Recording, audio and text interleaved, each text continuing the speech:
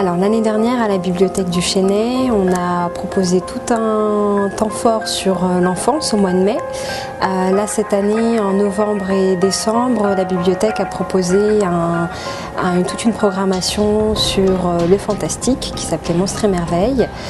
Dans ce cadre, on a proposé plusieurs animations pour tous les publics, des ateliers artistiques pour les enfants et ajouter à la décoration qu'on a pu emprunter au service jeunesse une exposition de peinture, un bestiaire fantastique réalisé par l'artiste yvelinois Gonzalo Marquez, une soirée conte avec la compagnie L'Éventail des Contes qui a réuni une centaine de personnes. C'était un très beau spectacle. Et aujourd'hui, un atelier d'initiation à la magie pour les enfants de 8 à 12 ans. Avec un magicien amateur qui fait partie de l'association Les 78 Tours basée à voisin de Bretonneux et qui réunit une trentaine de magiciens amateurs et professionnels et de tous âges.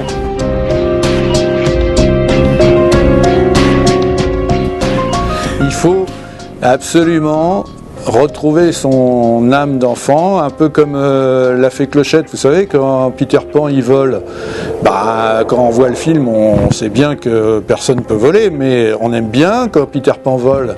Et c'est pareil, la magie, il faut oublier les trucs et puis croire en la magie, et à ce moment-là, ça devient magnifique. On a tout de suite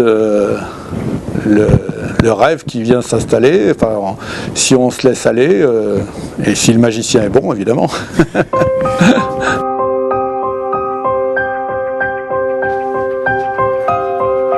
Alors, pour réaliser le portefeuille magique, il a seulement fallu du papier, de la colle et du ruban, et une pièce de monnaie. Donc à l'intérieur du portefeuille, il y a une petite pochette en papier, la petite poche secrète dans laquelle la pièce apparaît et disparaît. Les enfants ont très vite compris le principe. Ils ont aussi signé une charte, un serment qui les oblige à garder le secret. Alors ils peuvent présenter le tour à tout le monde, mais ils ne pourront pas divulguer le secret du tour de magie.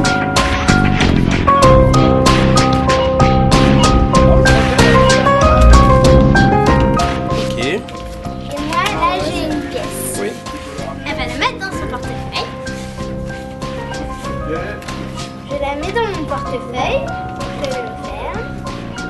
Tu vas la faire passer dans le mien. Abracadabra. J'ouvre. C'est pareil. Et bravo, il y a une pièce dans le portefeuille. Attends, ouvre pour voir s'il y a une vue. Moi j'en ai pas. On a réussi à faire passer une pièce d'un portefeuille à un autre. Ils ont aussi fabriqué une petite baguette magique qui fait apparaître et disparaître un lapin sur une petite languette. Alors là, c'est plutôt un tour d'illusion, on va dire. Après, c'est vrai qu'il faudra qu'ils travaillent chacun leur habileté. Ensuite, le magicien leur a fait des tours de cartes. Certains en connaissaient. Et ce qui a été fantastique, on va dire, c'est qu'à la fin, les enfants se sont pris au jeu et plusieurs ont voulu eux aussi faire des tours de magie aux copains qui ont assisté à la télé. Le prochain temps fort aura lieu en mars et avril 2013, donc n'hésitez pas à vous renseigner à ce moment-là pour avoir le programme. J'ai appris à faire de la magie, à faire disparaître une pièce et la refaire apparaître, à faire sortir un lapin d'un chapeau et le faire rentrer, et des jeux de cartes, et des tours de magie de cartes.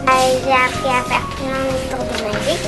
Le lapin qui sort de son chapeau et qui rentre dedans, le portefeuille. Alors il y a un shérif qui veut prendre des congés, alors il dit à son adjoint, je te laisse tout seul et tu vas t'occuper de